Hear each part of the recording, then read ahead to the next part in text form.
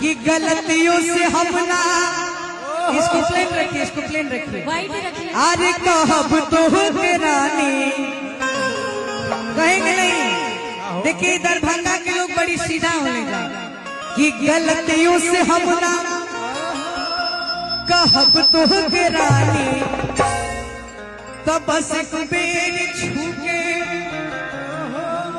अरे मरल चाहता तो ए देवता ई मन कैसे मानी, ए देवता मन कैसे मानी, ए देवता बोली मन कैसे मानी, ए देवता।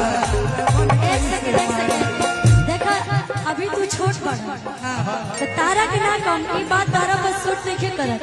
ई बात अगर केहू तनी तारा से बढ़ जाए हमरा लेवल के केहू कहे हमरा एज के तब सेट करी। ऐसे हम कहत नहीं जी छछुंदर के सर पे नभावे चमेली, छछुंदर के सर पे, छछुंदर के सर पे नभावे चमेली। कहाँ राजा वो कहाँ गंगू तेरी, कहाँ राजा वो कहाँ गंगू तेरी, कहाँ राजा वो कहाँ गंगू। देखिए सुभाष जी, एक सेकंड सुभाष जी, अब देखिए ये बात अगर सुभाष जी मुझे बोले कि अरे ए देवता ये मन कैसे मानी तो तनी हम सोचबो करबे हम खतियंकर जी, लेकिन अब आर्यन कहिए तो हम ये न कहो। देखिए छछुंदर के सर पे नभावे चमेली, छछुंदर के सर पे